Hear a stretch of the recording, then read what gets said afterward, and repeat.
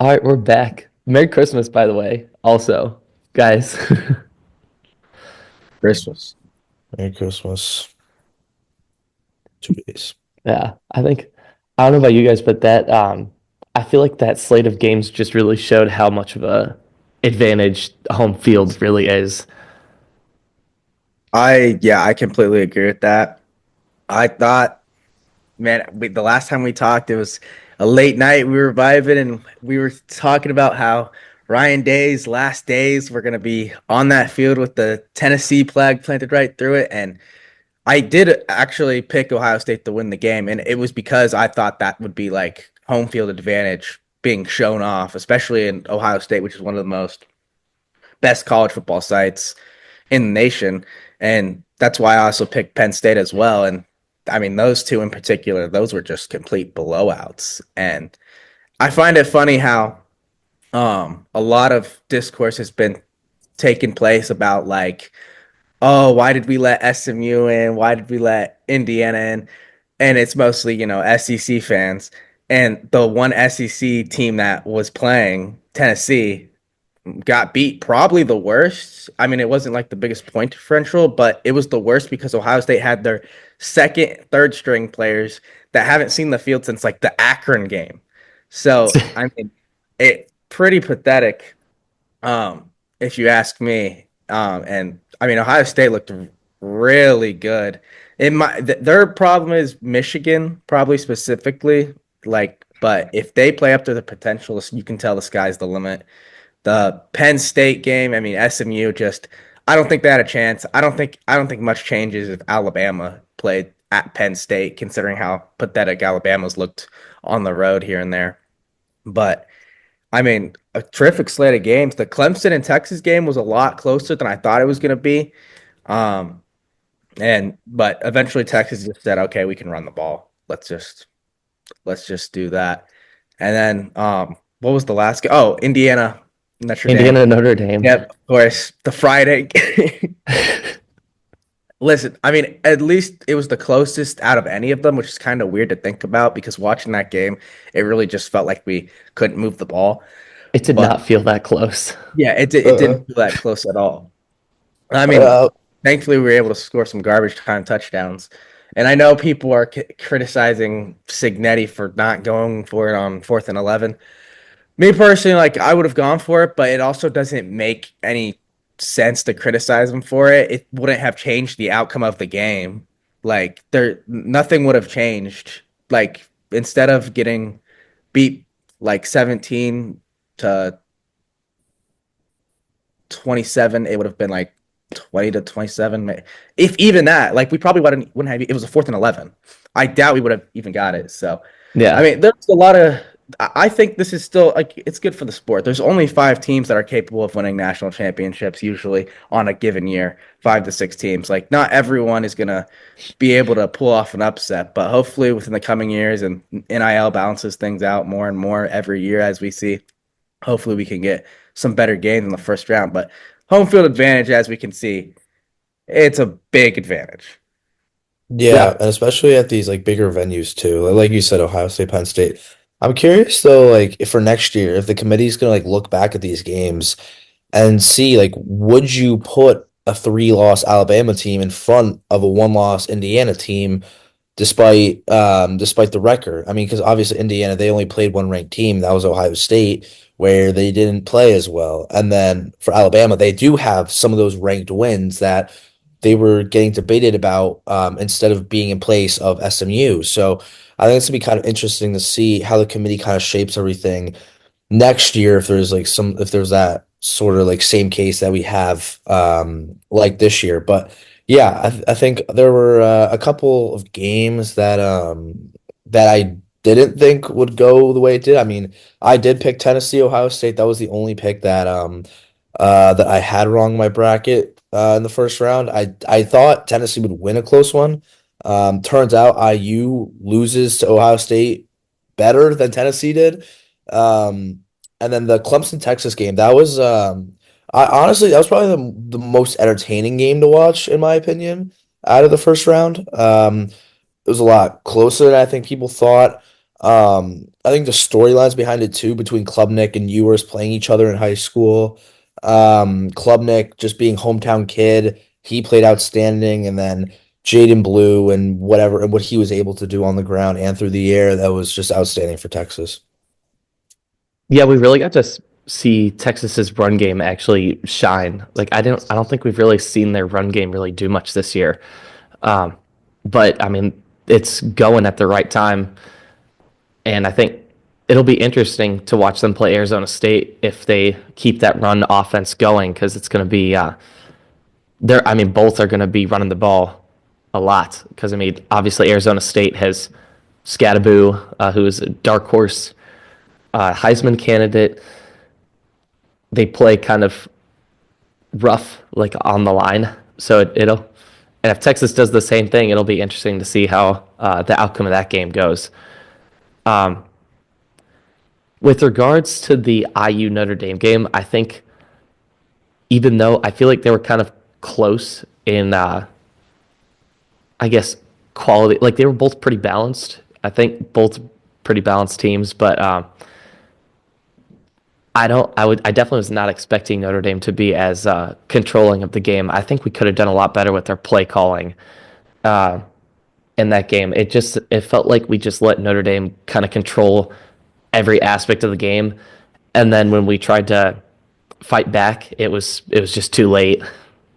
Yeah, here's where it kind of just went wrong and when probably the crowd got into it the most, and it's probably the biggest momentum shift of the game, is when we intercepted Riley Leonard in like I believe like the first 5 minutes of the game. I think D'Angelo Pons got that interception. We were Yeah, in enemy territory. We're driving. We're in the red zone. Surratt has a huge catch on someone one on one, and then Curtis Rourke throws it into double coverage. I mean, and it was the ball was a little bit out in front, and it wasn't really like a catchable ball. So that's why, and then the safety like picked it off for Notre Dame. But that happened, and then you go from that interception, and the next play, Jeremiah Love, 98-yard touchdown. That I mean, you're at Notre Dame. They're seeing that happen. The fans are just gonna be after that. The fans are pumped. The fans, you're not losing those fans after that. So I also think that Notre Dame, like Riley Leonard, played exceptionally well. oh Like, yeah, yeah, for what was asked of him, they said, we just want you to get 5 yards, 10 yards, 6 yards, keep dotting him up down the field. And he also had one good, really deep throw.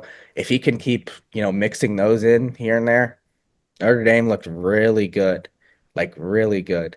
And then I don't know if you guys saw this fake field goal that they attempted, and then like Spaghetti called a timeout because he's like, "What is this?" Like Notre Dame did. It was like the weirdest formation ever. And the only reason why they did that was to get a timeout out of them. Like I've never thought I'd see Marcus Freeman playing mind games. Like I don't. So they looked really good. I think.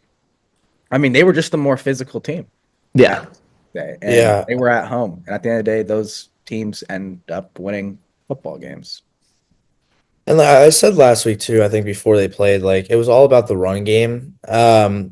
Besides that 98-yard touchdown, Love had 7 carries for 10 yards. So realistically, it's a big outlier in terms of his stat sheet. Like when you look at his stat sheet, you just see 8 for 108 and touchdown. You think, oh, he's averaging 13 and a half per carry. No, it's 198-yard run and then 7 for 1.5 for the rest of the game. Like they had to go to the passing game. Like they tried running it. Like Leonard, obviously very dangerous on the ground. He had 11 for 30. I mean, obviously he also had a touchdown, but again, 2.7 yards per carry. Jadarian Price, 11 for 32, 2.9 per carry.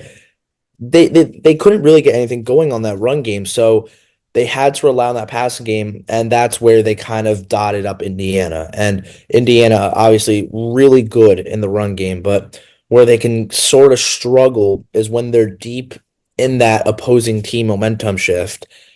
they lose their they lose their that connection in that secondary area. So that gives the Notre Dame receivers to kind of make plays. And Jordan Faison, he just tore it up. He just tore it up all over the field. 7 for 89.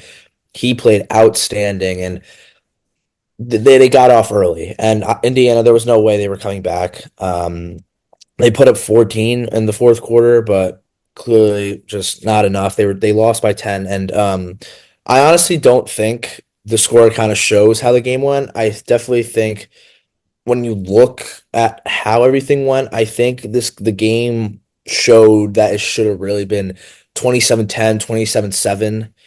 But I'm glad it got as close as it did, and I'm glad SMU also got completely destroyed the game after because it kind of takes the eyes and like all the noise off of Indiana since I guess if you want to look at it on paper, they lost by less. And then obviously you had Tennessee who got absolutely destroyed, worse than IU did when they played OSU.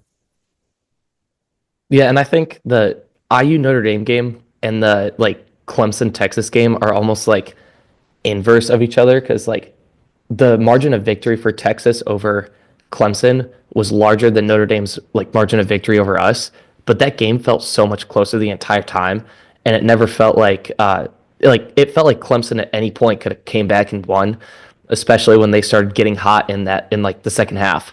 But then that last fourth down, like they tried to go for it on fourth down, and Texas stopped them, and that's kind of where the game ended, and there was like 5 minutes left maybe. Um, but like with us, it was kind of the opposite. Like we lost by less, but we scored like at the end of the game, and it's like we found it way too late. It's like we just started trying way too late, and I think that it just really shows like how like Dabo, he's been in the playoffs many times. He knows how to like get his team composed in those types of situations. Whereas it was like Sig's first time in a playoff setting like this, Indiana's first time in a playoff setting like this. Uh, Curtis Rourke, I mean, he's a good quarterback, but he's from the MAC. Like it's a completely different setting, and no one really knew how to like stay composed in the moment and just keep fighting the way that Clemson did against Texas. And I think one of the reasons why, like, I mean, this kind of just steering to like why I think it's good that like teams like us and SMU make it into the playoffs is that eventually, like, once they get more accustomed to being in those moments where it's like the lights are bright, there's high pressure, like they'll figure out how to get ready for those games and know how to fight in those moments and keep it from being a blowout like it was this past weekend. Well, yeah, and I mean, you have to give programs like that a chance, because like by what they did, like SMU and Indiana, they had a pretty good season. Like record wise, Indiana, they only lost one game. It was to the number two ranked team in the nation. SMU had only lost in their conference championship game and to BYU. You can't assume things like obviously I saw I said SEC teams are undefeated in hypotheticals Oh yeah. because like Tennessee, I mean Tennessee's better than every team in the nation until they play Ohio State at Ohio State. So I mean, and Alabama's better than every team in the nation until they play Vanderbilt and No, until they you play Oklahoma. put them on So a hypothetical neutral site and they win every time. and they win every time apparently. That's listen. You can't sit up here and say, do I think SMU absolutely like after this weekend probably stinks? Yeah, a little bit I do. After seeing Kevin Jennings throw three interceptions and they didn't even look like they had a chance, sure. But at the end of the day, they did what they had to do in the regular season, and the regular season has to matter. The games have to mean something, or else we're just saying what we think, and the committee's just saying, you, Alabama, go in there and play Penn State because that's what we just believe is better. And that's not how football is. That's very anti-competitive if you're just saying that, oh, this team is just better because we believe that. Um, but at the end of the day, in 2026, they're expanding the playoff to 14 teams. In my opinion, I mean, I don't really know if it's going to change anything much no matter how much we expand this thing, I still think in a given year, there's only about 5 to 6 teams that are actually like championship contenders, if even 5 to 6, because sometimes there's like the elite of the elite and then like the great teams and then the good teams. I think Indiana and SMU were good teams. I don't think we were like great or elite teams, clearly, because when we went to places that you have to play at to beat them at, especially in Notre Dame and especially at Penn State, SMU and Indiana didn't have the best showing. And that at the end of the day, they're gonna build up experiences to be able to play there one day. And hopefully Coach Signetti will be back next year and like get our team back next year and be able to learn from those experiences, and maybe we play better on our road. We play Penn State and Oregon and Eugene next year. We'll see. Maybe we look better in those games. But at the end of the day, the only way for those teams to get better is for them to play in those environments.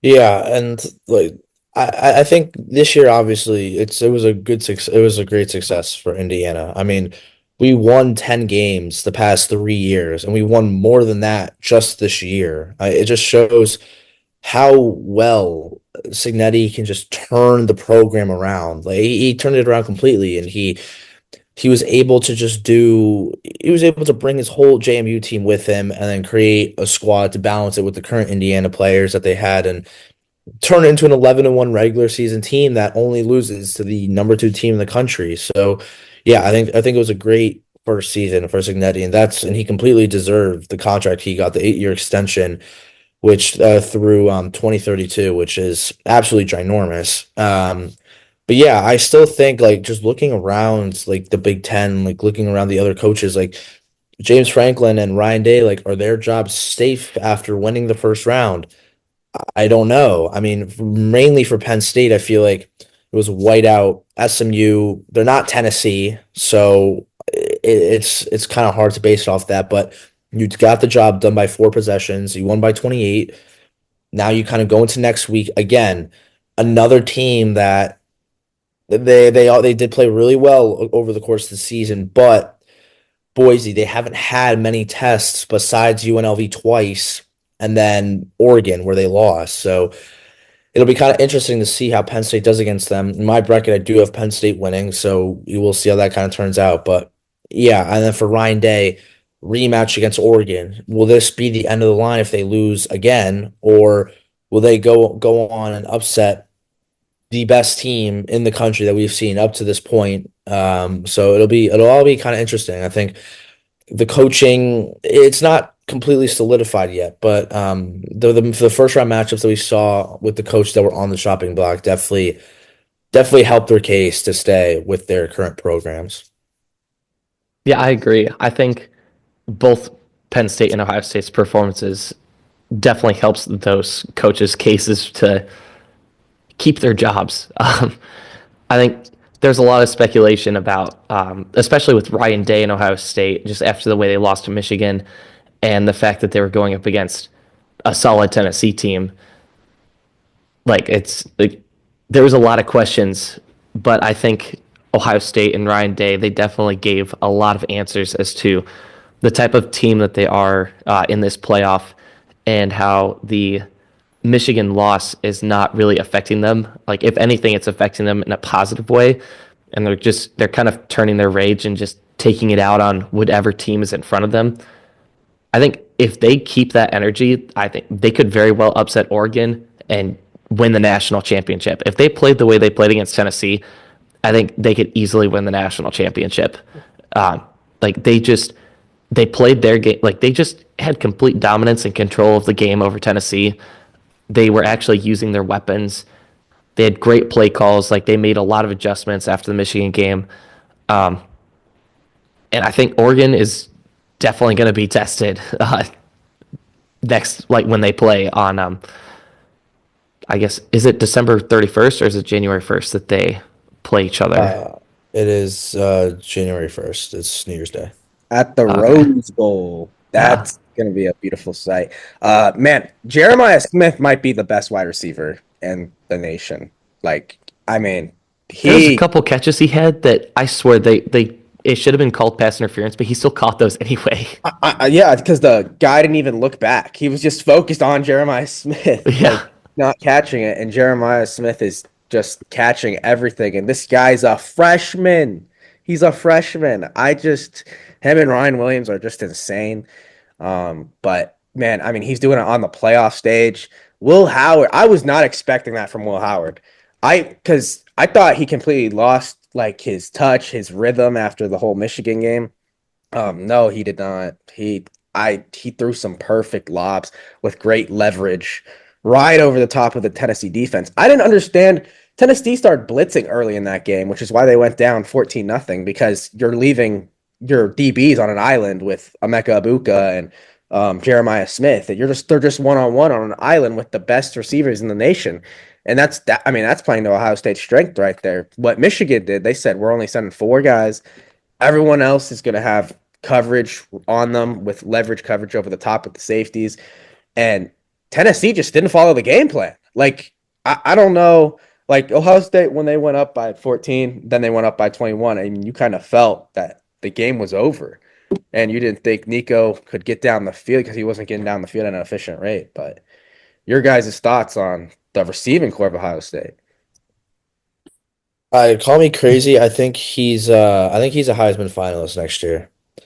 I Yeah. think Jeremiah Smith is an absolute dog. And you talk about Travion Henderson, you talk about Quinshon Judkins. They did not play well. I mean, Henderson, he played well. He had averaged 8 for 2 touchdowns. But yeah, that receiving core is outstanding between Abuka and Smith. It's unbelievable. And that's really what carried Ohio State to the win. Like usually you would see that ground game come into effect at some point, and it did with Henderson. But like I'll give credit not only to like Jeremiah Smith who made some incredible catches. Will Howard played really well. Like I despite the think it was stat his sheet, best maybe not. game. I do too. I really do too.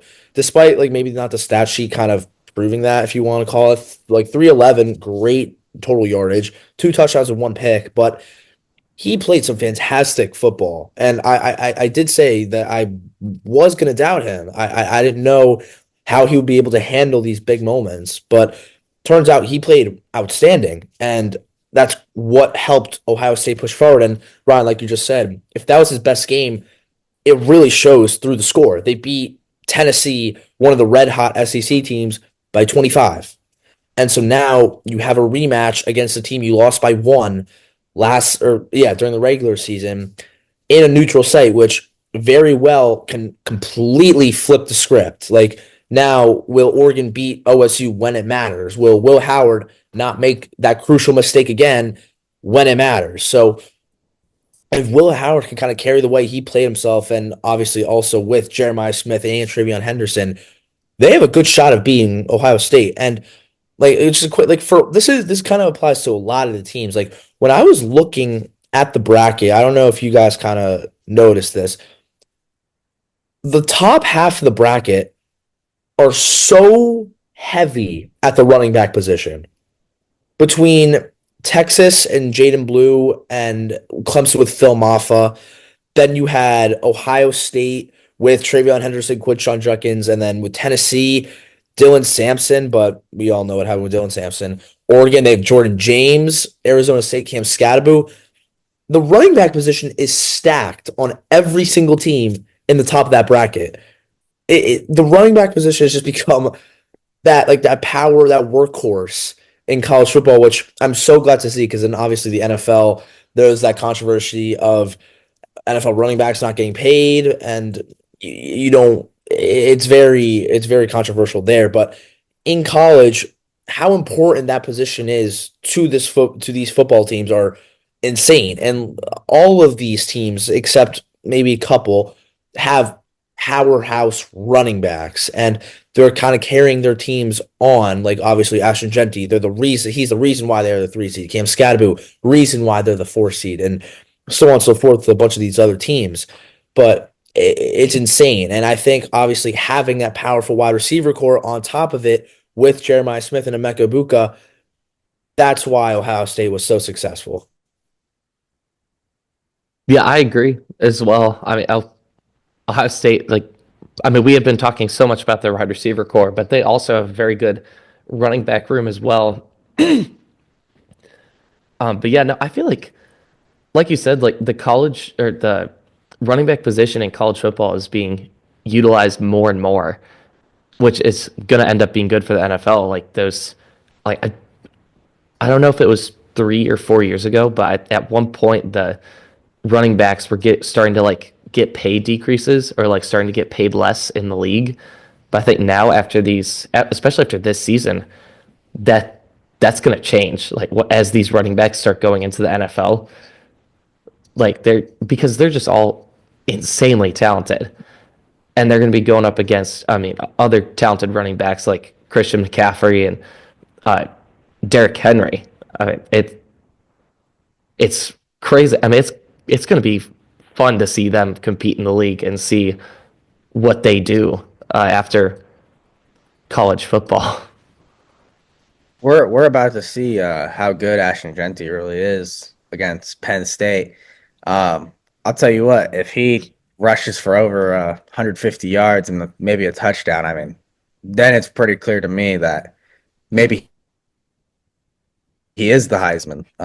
But I mean, because I didn't see him do it against a team of that caliber. Like, yeah, he did it to Oregon, but Oregon was like giving up an average of a first down to Penn State's rushing attack in the Big Ten championship. So I mean, Penn State is known for their defense, and if they're, it's literally going to be the whole box committed to Ashton Genty.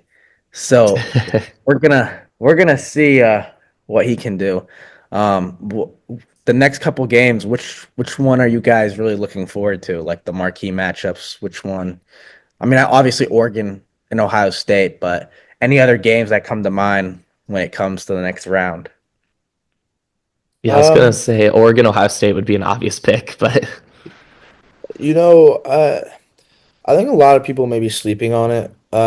You could argue Notre Dame UGA. I'm gonna go Texas ASU.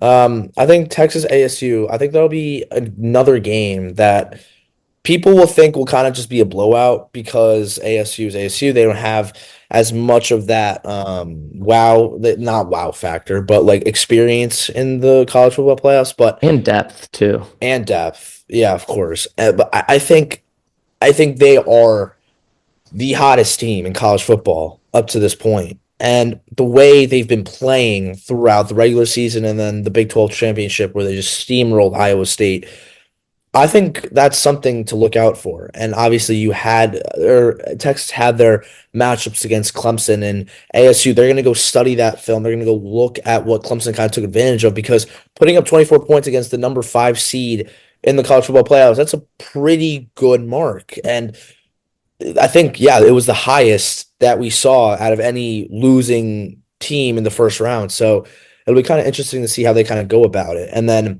obviously, if they can't rely on Scatterwood because they're falling behind, will they go to that passing game? How will they get that involved? Just like Notre Dame did when they had to get away from that run game, not because they were losing, but because Indiana was stopping it. Will ASU have to do that similar thing? So it'll be kind of interesting. I think people underestimate the amount of pressure ASU will put on Texas. I think it'll be closer than Texas Clemson. I think Texas will still win. I have them winning that game in my bracket actually, but I think ASU will put up a good fight. I'm actually going to this might actually be a little bit surprising because I think Notre Dame's going to crush Georgia. I think they're going to just run right through them, especially after the way they played us. So I think I'm kind of excited to watch the Penn State Boise State game, mainly because I want to see what Ashton Genty does against this Penn State defense. And Boise State, I mean, we kind of talked about this a little bit. Like they give powerhouse D1 teams like in the power conferences some trouble sometimes. And the Fiesta Bowl, Boise State has seen success in the Fiesta Bowl before, so it could be a very interesting game since it is again in the Fiesta Bowl. Yeah, no, I also think the Notre Dame UGA game is going to be really good. But that's honestly probably the one I am looking forward to the most, simply because you said they're going to crush Georgia. I mean, I mean, I hope they crush Georgia, but I mean, at the end of the day, Kirby Smart, when he's in these playoff, he gets his teams deep into the championship. Like if not winning the championship. Like so Kirby Smart gets his guys ready. Do you guys know if Carson Beck is still hurt? Like is he done? I think he's done. He's done. Okay. Okay. Well, that is just going to be very interesting because now the SEC, honestly, when I grew up watching it, it was built on we're going to run this football. We're going to pound the rock, as they used to say, and they're just going to keep doing it over and over and over. And now we're going to see Georgia in that state. Trevor Etienne is healthy for them, and he hasn't been healthy basically the whole year. He scares me, like because when you get in that red zone area and you give him the ball, it's going to be a touchdown 90% of the time. Um, I'm thinking that Gunnar Stockton is going to have to play a key role in like third and fives, third and sixes, third and fours. It's going to be on him to convert those, but I also think it's going to be a very dumbed down game plan for him by the UGA coaches. Just for him to have an option A and an option B, maybe. I don't think you're going to see him doing much reading the defense and stuff like that. I think you're just going to have the coaches being like, this is who you're throwing to. And if it's not open, then you're going to throw to option B and then you're going to take your check down. I don't think he's going to be doing too much. But Notre Dame, I mean, after the way they looked at home, and hopefully their defense can hold true because the reason why I think they match up well with Georgia is because Georgia loves to run the football now, especially now that the quarterback's hurt. And Notre Dame's probably best thing is stopping the run. So if Notre Dame can stop the run, make Gunnar Stockton go on third and seven, third and eights, third and tens, obvious passing downs, then I think Notre Dame has a great chance to win this game. And also because I want to see, Notre Dame like go deep in this playoff after they just, beat us and took us out. Yeah, and I think Yeah, kind of going off that too, I was just thinking about this. Like since Stockton is kind of fresh on the scene in college football, it gives the secondaries an opportunity if Notre Dame's able to stop the run. Those secondaries, I think, are going to play a key role on those third and longs, or if Georgia ends up going for it on like maybe a 4th and 3 or something. Like I think they're going to play a key role, and they've got to create some turnovers if they want to. Like if they get up early, they're going to need those secondaries to kind of hold Georgia down. and that's why, like, because I in my bracket I have Notre Dame going to the chip. I think they get to the Natty. I think when you look at all the teams in the bottom half, I think Notre Dame out of all of them is the best one. Despite having Georgia there, Boise there, both higher seeds, and Penn State. I think Notre Dame they are dangerous. They are like ASU, they are one of those teams that are on fire. Ever since the NIU loss, they've been probably the first or second best team that we've seen so far. They beat, and it's not like they haven't played anybody either. Like they beat A&M in the opening week. Then they had Army, Navy when they were both really good. Bryson Daly, he looked like a Heisman candidate going into that game against Notre Dame. And now Notre Dame, they've just proved themselves against Indiana, who may not be the same caliber level team that Notre Dame is, but still, it's a fight, and you still gotta go through them. You gotta prove yourself by beating them to move on, and that's exactly what Notre Dame did. And I think being on a neutral site, I think that really helps Notre Dame here. And I think if it was in Georgia, maybe it would be a different story because you know how loud the fans in Atlanta get down there. It's crazy. It's a packed house. It's absurd. It may be a lot more difficult to play in. And I think for some of the first round games, like I think playing in the other team's stadium, I think that could have changed a couple of the results. Like I think if Tennessee were hosting Ohio State, I think that could have been a very different game. Or would Ohio State may have probably won that? Maybe, but would it have been by 25? Absolutely not. Would Texas beat Clemson? Honestly, there I think that could have been an upset. I would have debatably thought about that, just especially with how Quinn Ewers was playing up to that point, especially in the SEC championship game. But Notre Dame, they've looked unstoppable, and I think they keep that train rolling. And I think playing in a first round game, I think that kind of really helps them keep the momentum going because I've mentioned a couple times that having that 3 weeks off, that's hard when you don't have that real 100% physical contact, like player to player, like like hitting like that, you kind of lose that edge. You kind of lose that momentum that you don't usually have. So for Notre Dame to kind of keep that going, it helps them a lot. And Georgia, they haven't really seen that yet. And obviously, the backup quarterback right now, only playing in that SEC championship game, he doesn't have that feel since then. And so now when you're going against Notre Dame, you kind of gotta get yourself right back into it in your second game. It's going to be tough. And I think Notre Dame, they just look so dominant. I do think they just pull this out.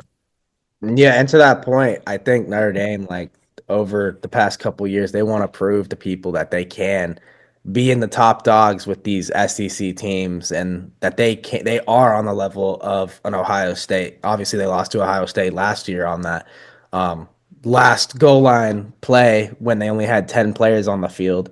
Um, so they want to prove to the world that they belong on this stage. At the end of the day, Notre Dame is one of the biggest brands in college football with the gold helmets, the touchdown Jesus, like the whole scenery at that game, at that playoff game Friday. They need to prove that they still belong because at the end of the day, if Georgia's still winning championships, and then you have Oregon maybe coming in here, and then Notre Dame is just, yeah, they're always, top seven, whatever, but they're never really like contending. People are always just going to view them the same. And hopefully they're able to break that image and become just back to what they used to be in the brand of college football. It's better. It's always better for the sport when Notre Dame is good. It's always better for the sport when Michigan is good. It's always better when the historic brands are good for college football. Especially the non-conference teams. Yeah. Yeah. I think also kind of speaking on Notre Dame, I feel like with this new NIL era and just this new scenery of college football with the 12 team playoff, I think this is kind of a time where Notre Dame football can actually thrive because I mean they got money over there. They can pull kind of what Ohio State and Oregon do where they spend an insane amount of money on their players. Like they have the funds to do that.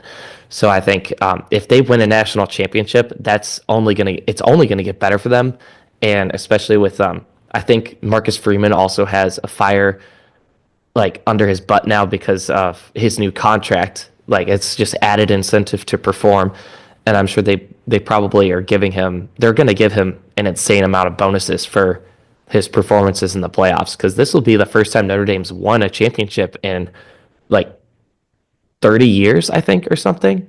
Yeah, 1998.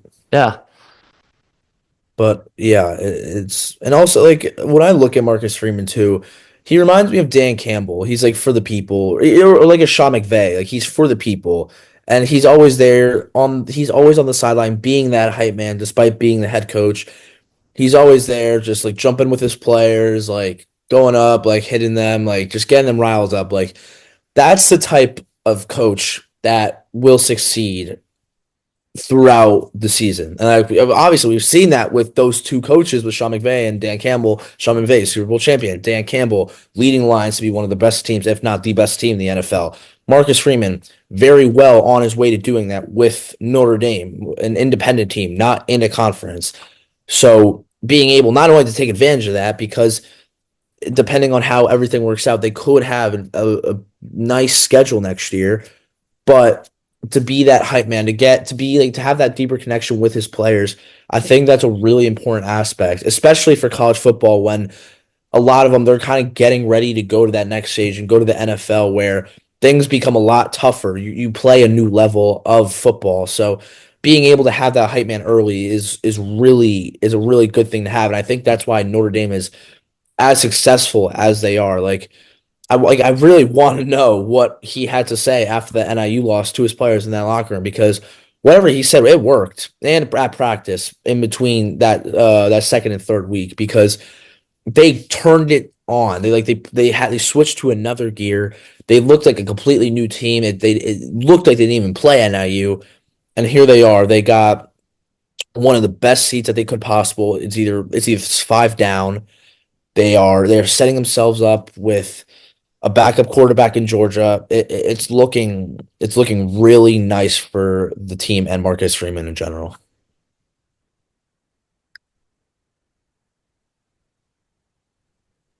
Yeah, no, Yeah. I completely agree with that point. I think he said it after the NIU game. He said we have to own this, and clearly they've owned it. It was kind of funny because I used to think a couple years ago Marcus Freeman was a pushover and like he wouldn't say stuff to the players. That was just my perception of him. I but this year has really changed my perception of him from the start. From the start at Texas A&M, I remember in the tunnel where he was just talking mess to his players, saying like, "Let's go, we're in this. This is where you want to be." College Station, Week 1. There's no better place on earth right now to go win an opening football game than here. Let's go do it. They ended up winning that game. Obviously, the NIU loss happens, which is a big stain. But he obviously motivated his players enough to be able to say that may have been the biggest stain on any resume of any team this year.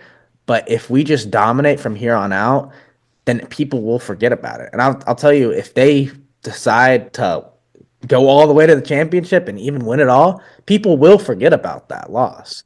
And I think it really speaks to him and how he's been developing as a coach. We always talk about players developing, but I mean, clearly Marcus Freeman has developed into something like a Dan Lanning, Dan Campbell hybrid with Sean McVay mixed in there. Like I mean, he's been on another level this year and getting his players motivated, especially after that NIU loss. And that speaks volumes to how he's been able to get this team ready for the playoff. Yeah, and I think also he's like said still talks about the NIU loss, and I think he's one of the things that he said is that it's the best thing that's ever happened to that Notre Dame team, and I agree. I think like they got humbled, but they responded like the way that they should. They said, okay, now we're gonna all we can do now is win the rest of the games in our schedule. They crushed everyone in their path on that schedule, and now they're in the playoffs and they're like just keeping that energy going. And it's honestly it's cool to see because I think a lot of teams and coaches probably would not respond that way, especially now. It kind of feels like it people are getting a little bit soft, at least like with money and stuff. There's definitely some. If it was on a different team, people would have left for the transfer portal at some point. They would have been like, okay, bye bye, like I'm gone. But no, he got his team to rally, and now they're moving on to play Georgia, where it looks pretty favorable for Notre. Even though the odds are technically in Georgia's favor right now, I think Georgia's a 7.5 point favorite or something right now. Whoa, Maybe I think the last time I looked at it, Notre Dame was actually maybe it fair was no. Okay, yeah, maybe it's by Notre one Dame and a that's half. favorite. I think it was 1.5. But I saw that like 2 days ago after all the games had ended. But Georgia, I don't know. Um, do you know where they're playing at? I think in Uh, the in New Caesar Orleans, Caesar yeah. Superdome. Okay, so is that Vegas? No, No, it's that's Louisiana. It's close to yeah, it's where the Saints it's play. very close to Georgia actually. It's Okay, like very like there will be a lot of Georgia fans there. And Georgia's the spread's -1.5 to UGA. gotcha. Okay, so I mean, at the end of the day, Georgia's gonna have fans no matter regardless. They're one of the many teams that people always travel well for. And it always seems like in these playoff games, they either get a playoff game in Mercedes Benz or they get a playoff game pretty close to the state, which is interesting. But at the end of the day, Notre Dame has, like you guys said, they have pretty good odds with a backup quarterback that's in. And we're going to really see how good of a coach Kirby Smart is because we do regard him as a good coach, and I do believe he's one of the best in college football. But now this game is going to be basically Kirby draw us up something because your players are still like really good players. It's just they aren't used to this stage, especially at the quarterback position. But we're going to see what happens. Yeah, and I'm curious to see kind of getting away from I feel like that game because I feel like we've talked about it a lot or a good amount. And it kind of hurts, especially as an IU fan who we just got beat by to now we think Notre Dame can kind of take it all. But I'm curious to see what you guys think about an Oregon OSU rematch because obviously Oregon, it's in Pasadena. close to Oregon, or a lot more close for those fans to travel. So Yeah. we will see if it will be a home game. And when I went to the Big Ten championship game between Penn State, Oregon, there were still a good amount of Oregon fans that were there, despite it being almost halfway across the country. There were a lot of fans that still made it out. There were some students there, which was very interesting to see. But now that it's a lot closer, it stays on the West Coast. I'm curious. They only won by one at home against OSU, and possibly they could have lost if Will Howard didn't make that mistake at the very end of the game. So will the script be flipped here? Will OSU pull it out? And really, is the winner of that game the front runner to win the Natty? Because I feel like OSU, obviously, we talked about how they looked amazing against Tennessee. If they play that way against Oregon, which they're going to have to, they will get the win if they stick to that plan. So, one, like, will there be an upset here? And two, will the winner of it, whoever it is, Oregon, OSU, be the front runner for the Natty from here on out? I don't know if there's going to be an upset because with the way OSU is playing right now, I feel like they're both very close in like skill level um, and intensity at this point. But I'm like, I mean, we've been kind of going back to this point about um, that bye week and teams having time away from football games and how like just trying to make sure that they still have that uh, the heat that they play with normally in those games. And Ohio State has that advantage where I mean they're riding high right now. They just beat Tennessee, an SEC team where all the SEC people on Twitter, Lane Kiffin and all those guys are just going nuts on Twitter about the IU game and the SMU game, and Ohio State just silenced them immediately, like probably halfway through that Tennessee game, honestly. But he silent, like Ohio State silenced them, and I think I mean, there's SEC chants after the game, like Ohio State was chanting SEC, like just mocking the SEC, which is just like it's amazing. They're just riding really high. So I think if they keep that high, go get points early, then I think Ohio State can maybe pull off an upset. But Dan Lanning is just, he's a coach to be reckoned with. That's for sure. He's had a great career at Oregon ever since he's been there. So that'll be interesting to see. But whoever wins that game, I think is definitely going to be the national title favorite. There have been instances in the NFL where a team locks up the number one seed and then they don't play any of their starters. They also get the bye week because they got the one seed and they get about 2, sometimes even 3 weeks off.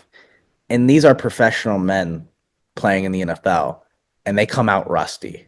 It's just human nature to do that. Now we're talking about kids in college, and I think Oregon is probably for at least a quarter gonna come out a little rusty. Like when they played against Penn State, they came out just boom, like 5 yards, 6 yards, 7 yards, 10 yards, 11 yards, throw it to the tight end. He hurdles someone, touchdown. Like it was a well oiled machine.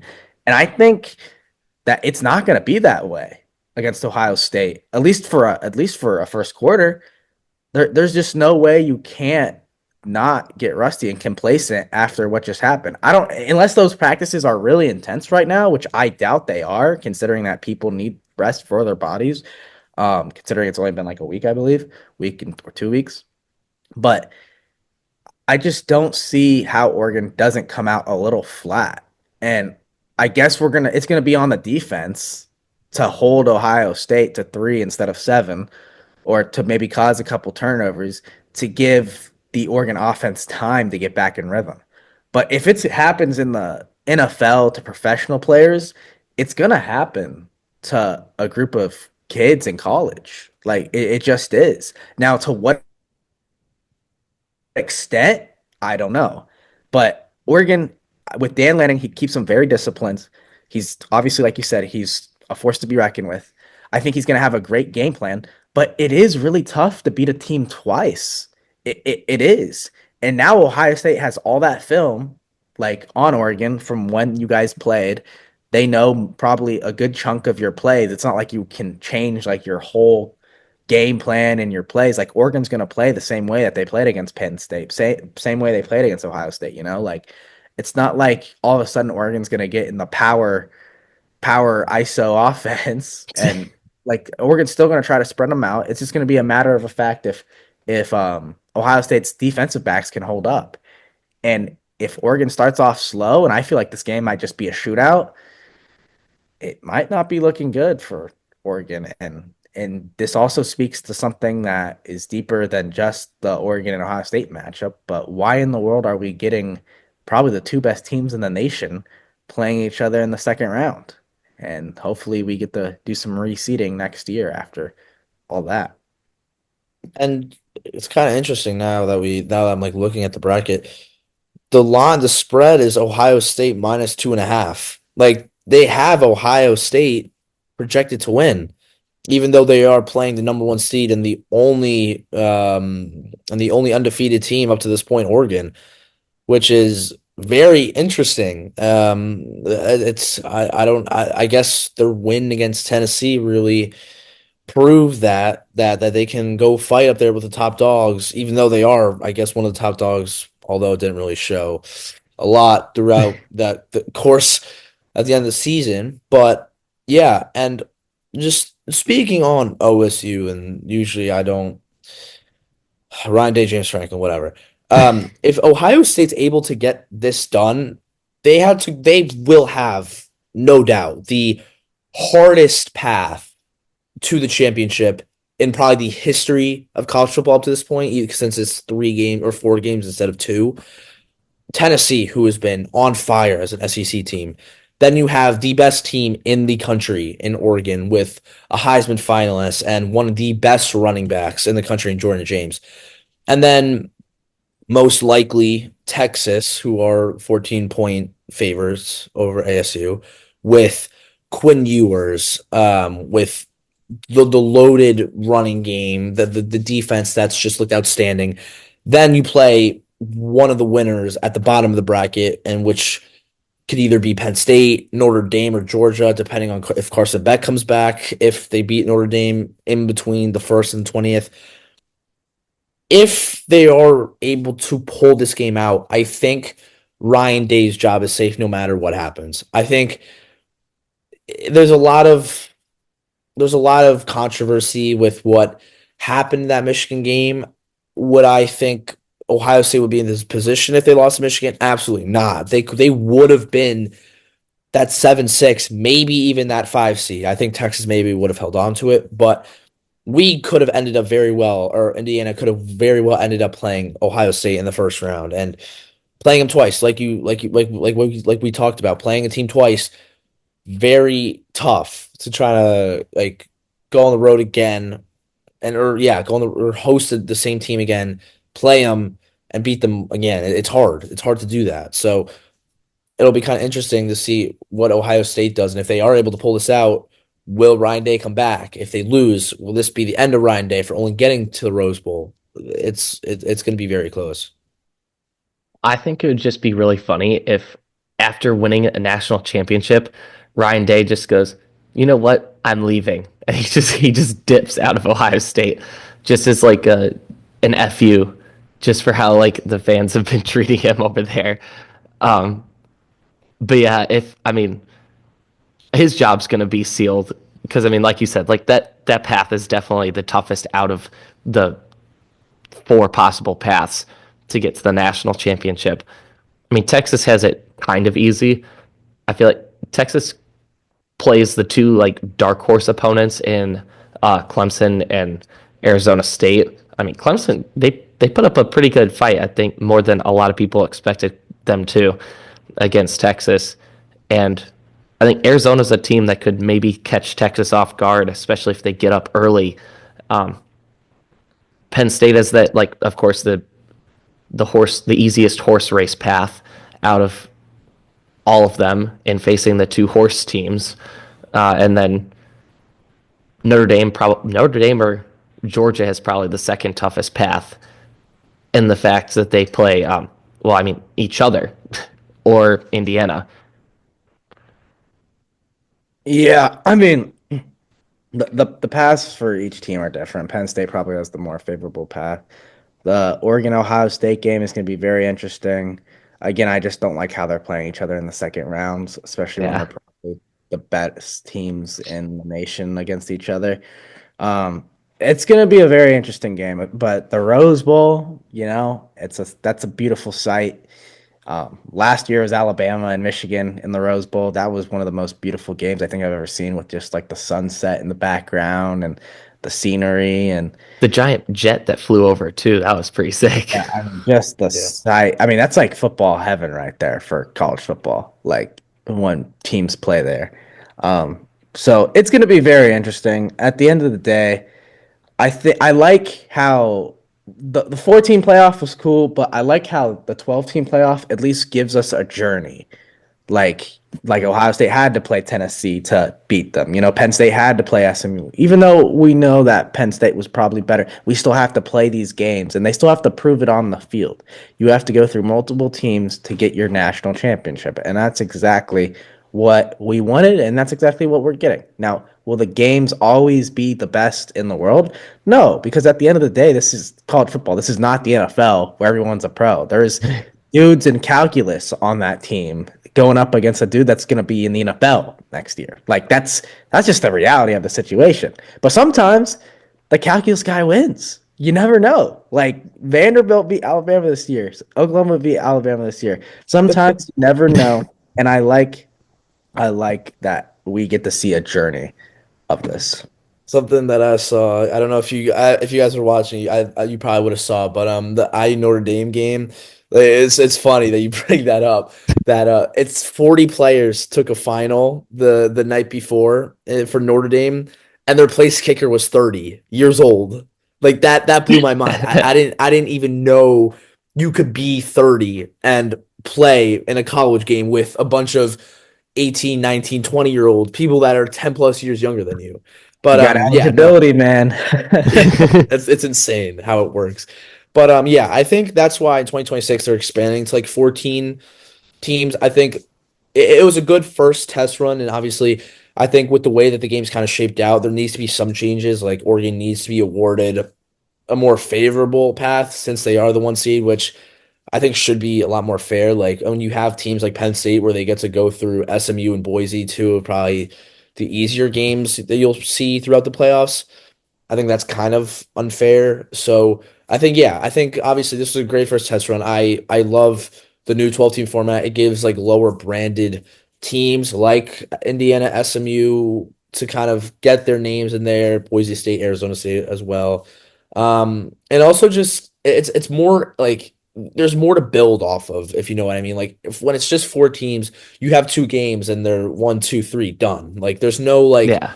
energy surrounding the teams. But with 12 teams, you have exactly 1 month from December 20th to January 20th, where it's just a month of build up, talk, play, everything for college football players and just like everything. And I think we've seen it not even just football in general, like in basketball, like NBA, the game changing completely, a lot more three-pointers being shot. And that's why a lot of people are watching college basketball more now.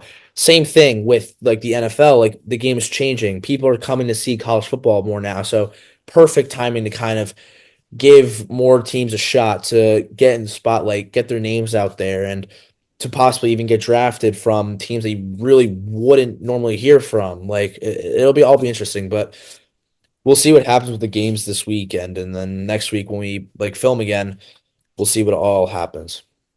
Yeah. And I think kind of speaking about the playoff, I think this would probably be a good place to end it. Just what do you guys like? Because we had been talking about like how like Oregon's path is not very favorable, and there's been debates about how to make it more favorable or what to do. Um, but what do you guys think like for next year? How do you think they could maybe change it to make it more favorable for Oregon? Because I think what they probably should have done is they should have had the first round games be at neutral sites, and then the next like the quarterfinals be home games, so that way like the conference champions get more of a reward, And if anything, it would make games like ASU versus Texas closer. Boise State versus Penn State would be closer because Penn State would have to travel to Boise State, and Boise State would have that advantage of home field because they won their conference. Like, it would give more incentive to win your conference. But obviously, like, that's next year if they're going to add 14 teams, that's all going to change. I think the first two rounds should be home games. Obviously, the first round kind of similar to this year, like the sixth team playing the 11th seed, blah blah blah, whatever. Like they're playing at Penn State, playing at Ohio State, and then next round, those Penn States, those Ohio States, they have to go to Oregon, they have to go to Boise State. Imagine Penn State at Boise State. That would, I mean, granted, we still think Penn State's a better team, but like that'd be a great environment with that blue turf on the field. Like those fans, are going to be amped up. I think you have the first two rounds for home games, so that way it means something to be a top four seed. I think you get rid of keep the automatic bids that they make the college football playoff. Like the top five conference championship winners make the college football playoff, but do not let Boise State get a 3 seed, please. When we clearly know that like they don't deserve like a 3 seed. Like obviously, like Texas and Boise State. Like if you had to pick between those two, let's rank those teams like in the top 14. Like let's actually rank those teams and kind of move them around to the actual committee, like picking and choosing. Like obviously, I don't want them to pick and choose too much, but I do want them to be like, okay, let's not have Boise State and Arizona State take the buys, because the fact that you're having two of them in there is just to me a little bit questionable, especially when they're not even getting home games. Like Boise State and Arizona State, I feel like they would have a much better chance if they were getting home games. But the fact that it's just a neutral site and they just get a bye just because, it makes me feel like it's kind of pointless for them. Um, but and then reseed, so that way the number one seed can actually play like the worst team, and then like not Oregon playing Ohio State in the second round. Like reseed the brackets, so that way it's not like an actual bracket. The bracket will just change on a week to week basis, like they do in the NFL. That's what I would Yeah, change. yeah, I agree with that, especially with like the conference champions too. I'd say keep the five as well, and then just like reseed, like once you have the top 14, order them and like really how good they are in comparing to one another. Because I think one of the like the one of the more unfair things, especially for one of the team like Notre Dame, the fact that they already are at a disadvantage because they can't even be a top four seed, no matter if they go 13-0 and blow out every opponent by 100. They are going to be a 5 seed because they are not in a conference. So, like this year, I do think they deserve to be one of the top four teams. I think they ended off as a top four team in college football. And I think if it wasn't for the Power Four or G5 bids as the top four seeds, I think Notre Dame can easily slide into one of those spots. I think they could be the three. I think OSU, they could be up there as 2 or 3. I think Georgia, they deserve to be up there just because they beat Texas twice. And then Notre Dame, I think they're up there 3 or 4 with interflipped with Ohio State. I think they deserve to be up there. So yeah, I think having everyone reseeded based off of how they would like how good of a team they are. Like you pick the 14 with the 5 champions and then the 9 at-large bids. Then you reseed them. No, no, doesn't matter whether they're a conference champion or not in that order in the bracket, and then play on from there. And I think obviously like the reseeding to give that number one, number two team a more favorable schedule because they deserved it throughout the year. Like Oregon, tough test, no matter who they would have played. Ohio State, Tennessee, two really good teams, one Big Ten, one SEC, and then most likely again Texas. That's again hard test for them. So yeah, that's all I would change though. I think something that I've also been kind of thinking about uh, was if like the teams that won their conferences, like Oregon, like instead of like completely reseeding, because I mean I can kind of see why they would put like Oregon to face off against the 8 and 9, the 8 and 9 seats could have been completely different teams, and it could have been a much more favorable path. But like in the case of Oregon, it's like they either go up against the 8 or 9 team, or they go up against the team that's probably ranked fifth because I mean they're probably going to beat the number 12 ranked team. So then Oregon would have to play Texas, which isn't necessarily a favorable path or the most favorable path either. So I was thinking it was maybe like the teams that win their conferences, or at least the teams that are in the top four, they have like they're able to kind of just pick their poison. Obviously, Oregon would pick their path first because they're the number one team.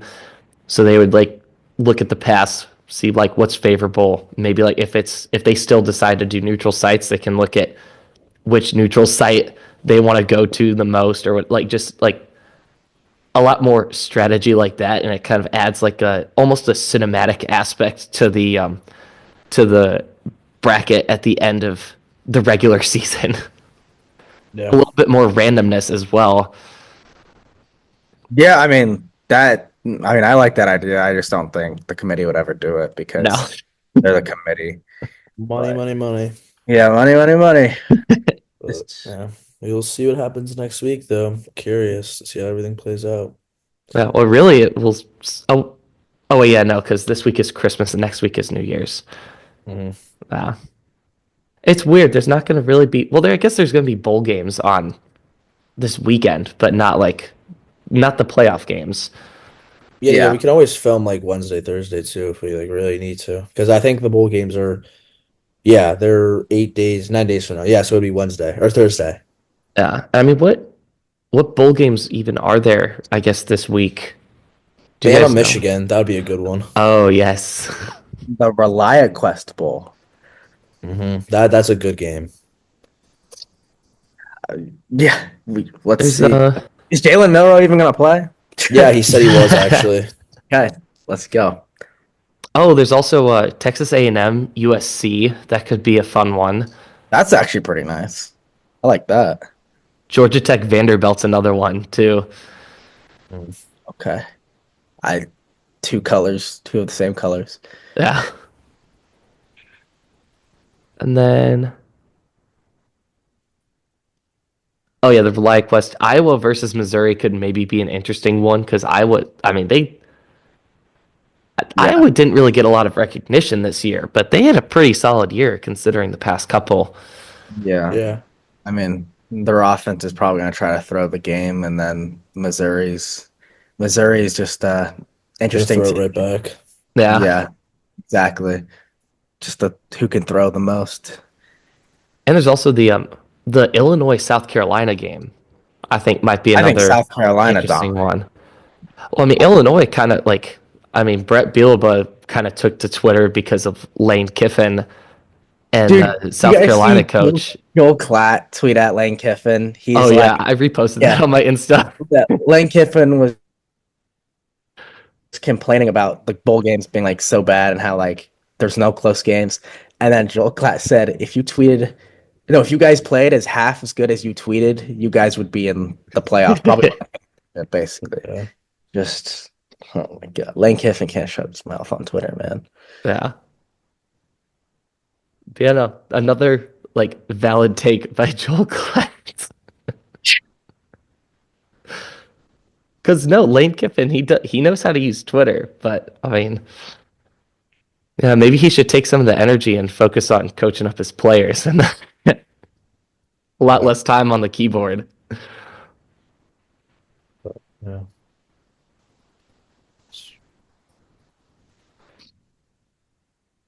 But, I think the South Carolina Illinois game will be interesting just because I mean both those teams kind of even though Illinois is ranked way below like Old Miss and Alabama, they still had a legit case, I think, in comparison to Alabama and Old Miss as to having a case to make it into the playoff. But I mean, Yeah. obviously, it ended up not going their way. But I mean, they were kind of a sneaky team this year as well. I mean, they're I think 9-3, Yeah. so it'd I be think two nine yeah, and we'll three see. teams going at it. And of course, it's Big Ten versus SEC. So Gotta love it. Big Tennessee. We'll see. I think I think USC played really well this season. I would have loved to see Ole Miss in the playoffs actually. Ole Miss, Penn State would have actually been a really fun game to watch in my opinion. I think it would have been a lot closer than people thought, It but would have been a rematch too because they played yeah, last year. yeah. Yeah, that's for the storylines. Come on. Committee, you got to think about that for the money. Disappointing.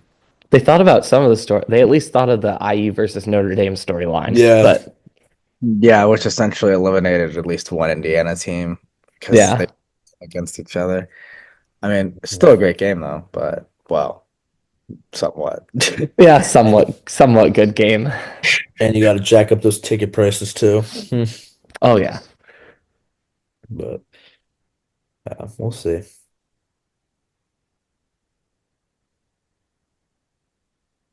I guess so. When are we thinking for next week? Do we want to do Monday next week, or do we want to maybe do twice next week because of the bowl games? When is the first one? Um, hold on, I've got to like reload my thing. I think. Oh, there's actually a couple bowl games today, but it's UTSA Coastal Carolina and Northern Illinois versus Fresno State. Yeah.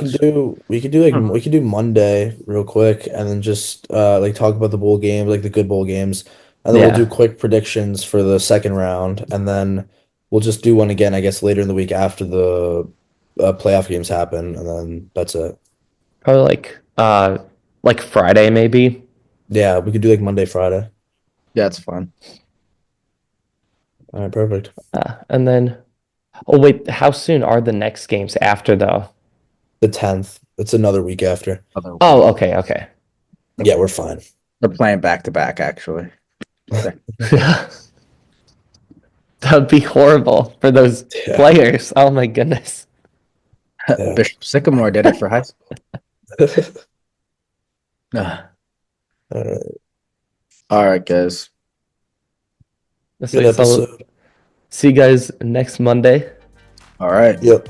But see you Yeah. guys. See ya.